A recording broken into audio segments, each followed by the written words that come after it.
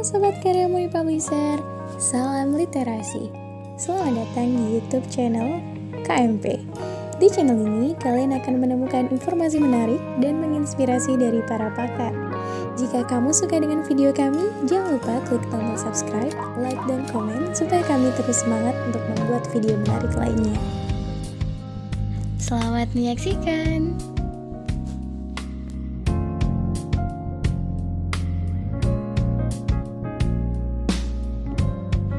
Halo, assalamualaikum warahmatullahi wabarakatuh. Selamat malam Sobat KMP. Senang sekali hari ini bisa menemani teman-teman sekalian untuk diskusi.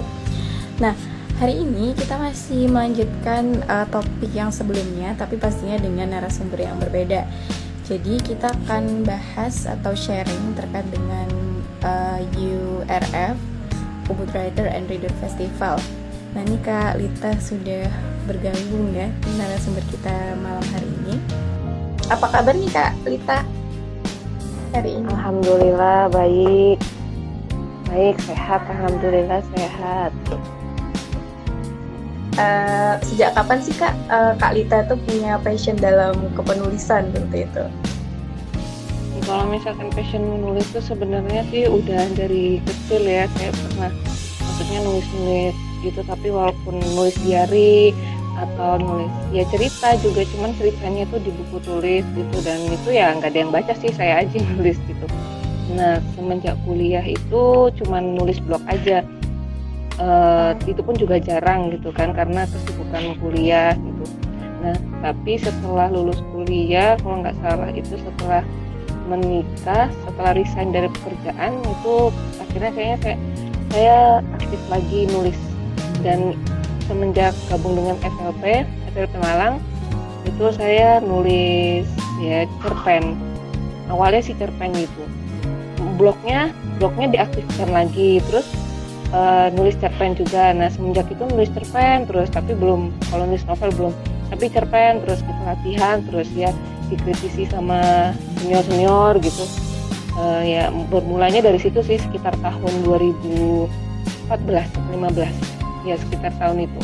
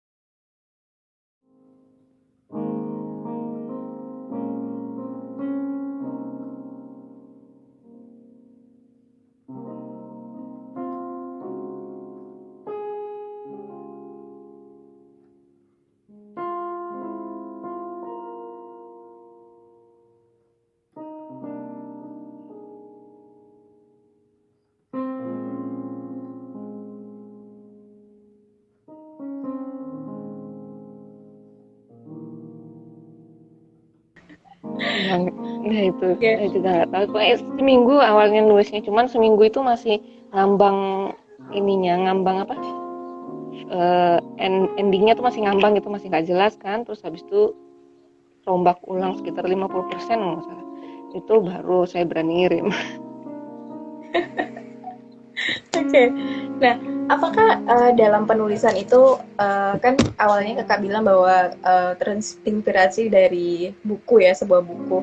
Nah, apakah kakak juga melakukan apa ya istilahnya riset kak? Mungkin ke orang sana, orang sekitar petani madu di sana. Itu kalau gitu saya risetnya itu dari buku yang saya baca itu sama ini. Saya nonton YouTube. Ada kebetulan waktu itu ada yang upload video seorang panen madu di sana, dia gimana? Itu saya nonton, pokoknya semua yang ada di YouTube itu saya tonton. Memang nggak banyak sih, tapi setidaknya udah cukup menjadi gambaran untuk menulis cerpennya.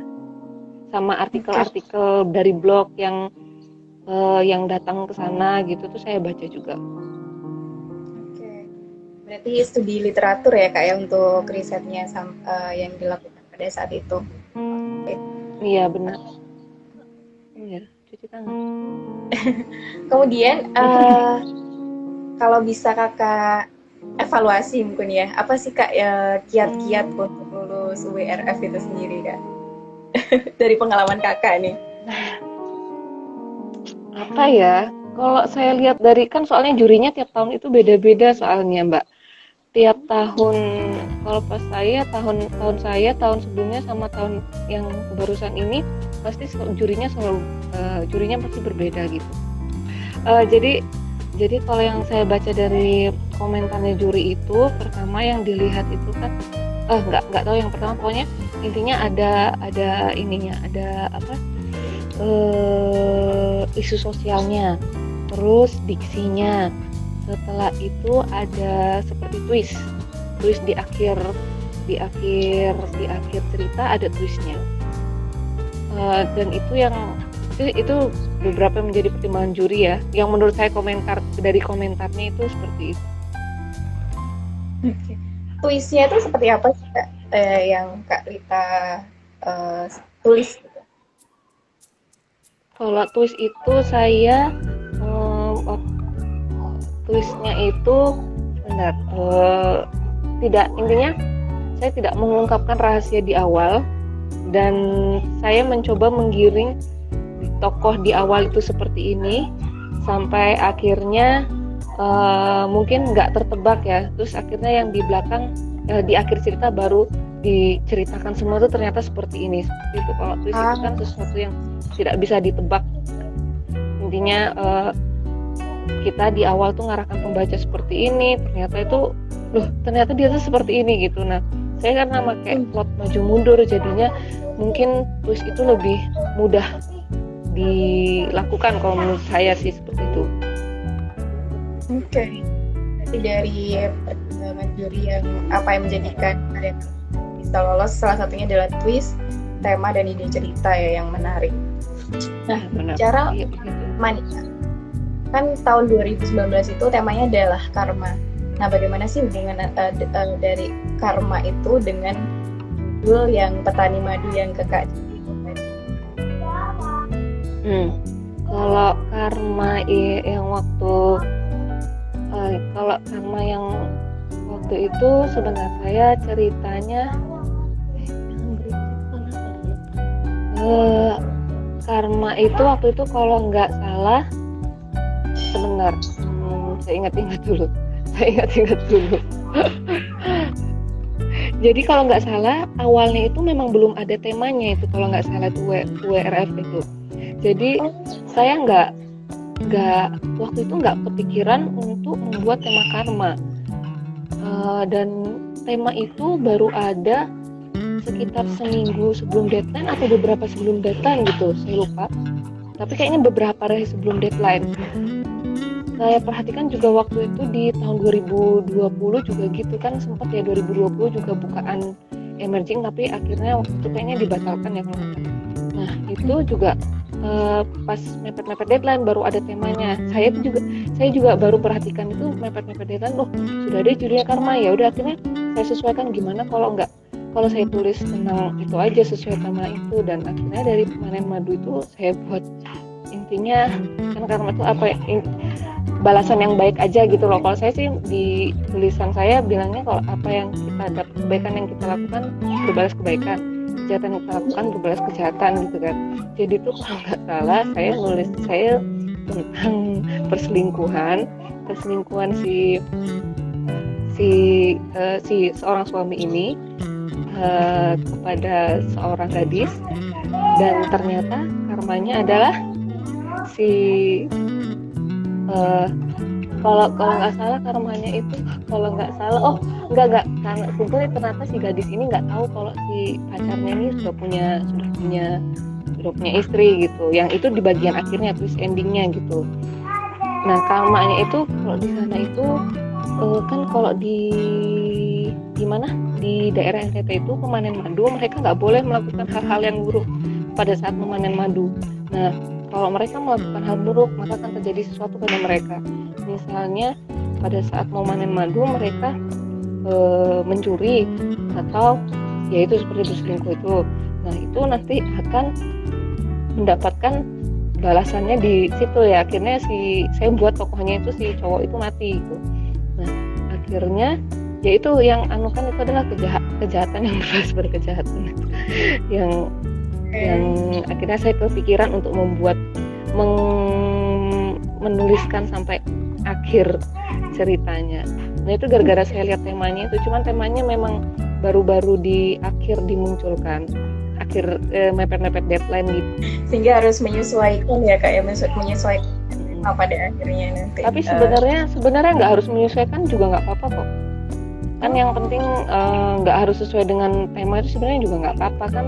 Memang sudah dari awal sudah di pembukaan penulis itu kan juga nggak menuliskan sesuai tema, karena tema waktu itu memang belum muncul, jadi nggak harus sesuai tema juga nggak apa-apa sebenarnya. Jadi teman saya yang 5 orang yang lulus itu, yang 4 orang itu juga ceritanya juga nggak ada yang maksudnya nggak dengan karma gitu, nggak juga. Oke, saya kira harus sesuai dengan temanya awalnya.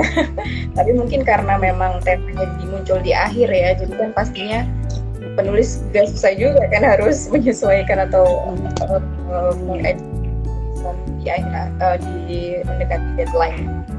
Oke. Iya. Nah Kak, sempat lupa ini Kak, apa namanya, tanya di awal, emerging writer itu sebenarnya ini apa sih Kak? Kalau dalam kalau menurut saya itu kayak nggak tahu ya, kalau menurut ilmu tata kota ya, emerging country itu adalah negara-negara yang baru lepas landas, istilahnya dia baru berkembang terus menuju ke arah maju gitu ya, kalau menurut pengertian dari ilmu saya yang saya dapat. Cuman kalau emerging yang dari UWRF ini maksudnya itu lebih ke penulis-penulis yang katanya tuh istilahnya itu ada kemampuan untuk menulis tapi dia belum punya tempat di tempat di publik gitu. Jadi makanya disebut emerging writers gitu. Iya sih, bisa sih, make sense kalau misalnya dibandingkan dengan makna yang emerging city tadi yang Kakak sampaikan dari tata kota. Oke. Nah, kalau kita tadi sudah berbicara mengenai kiat-kiat. Nah, kalau dari Kakak sendiri ada kendala nggak Kak selama proses penulisan naskah? Penulisan naskah yang kemarin UWR? Iya. Iya betul. Kendalanya itu sih pas nyari-nyari literatur referensi gitu sebenarnya yang agak bingung. Kondisi di sana gimana, kondisi pertanian, terus kondisi geografisnya itu yang agak sulit juga. Tapi ya saya kira-kira kalau di luar pulau itu seperti apa kan kurang lebih sama sebenarnya kondisinya gitu kalau di Indonesia. Cuman ya itu sih yang agak sulit kemarin tuh, sempat bingung, aduh ini gimana gitu. Tapi ya udahlah diakali aja gitu, diakalin. Nah, menurut Kakak sebenarnya persiapan itu masih cepet ya, tapi ada hal lain yang perlu dipersiapkan Kak kan URF tahun ini mungkin udah selesai, tapi mungkin teman-teman di sini ada yang ingin ikut untuk tahun depan. Oleh karena itu butuh persiapan kan. Kalau yang perlu disiapkan kayaknya kalau menurut saya harus sering-sering membaca karya para penulis sastra ya, karena kita bisa belajar dari diksi yang mereka pilih, dari cara mereka menulis cerita gitu. Karena menurut saya itu waktu itu berdampak banget sih buat mempengaruhi cara tulisan kita dan mempengaruhi diksi kita. Karena waktu sebelum saya ajukan ke WRF itu saya sempat saya bacanya itu ini di lakonhidup.com. Apa itu aja di lakonhidup.com, di situ banyak cerpen-cerpen yang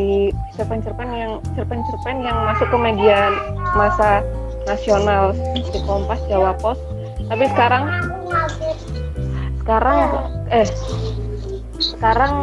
di ini pindah, kayaknya bukan Lakon Hidup tapi diarahkan ke website mana gitu, saya lupa. Tapi kalau misalkan sering baca gitu, insya Allah biasanya mempengaruhi cara menulisnya kita. Itu mulai dari pertama baca, kemudian tinggal latihan sih. Kalau saya latihan terus aja, terus minta kritikan dari teman atau dari senior atau dari siapapun lah yang kira-kira bisa memberikan saran tentang tulisan kita. Di kritik pedas juga nggak apa-apa sih, yang penting kritik membangun ya. Kritik pedas ya nggak apa-apa sih. Kalau saya sih malah seneng aja kalau dikritik pedas. Karena membuat karya kita semakin berkualitas seperti itu Kak ya. Saya sering dibantai sama senior di FLT. Waktu zamannya dulu itu saya sering belajar membuat cerpen itu. Oke, itu tadi ada 3 ya teman-teman ya, sobat KMP ya. Siapkan lagi membaca dan lagi terima kritikan, terutama kritikan pedas yang membangun semua. Mengakhiri lagi, jadi kita bisa memberikan apa ya Kak, macam saran buat teman-teman yang akan mengikuti WRF tahun depan. Saran dan semangat. Ya, kalau dari saya sih,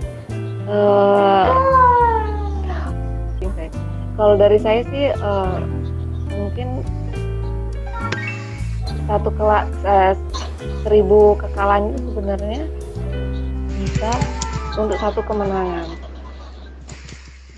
Jadi maksudnya nggak usah menyerah dengan banyaknya kesalahan yang kita terima, karena pasti suatu saat kita akan juga mendapatkan kemenangan yang layak untuk kita sendiri. Sebenarnya menyelesaikan 1 cerpen aja itu bisa disebut dengan suatu kemenangan, karena kita berhasil menyelesaikan cerpen dengan baik.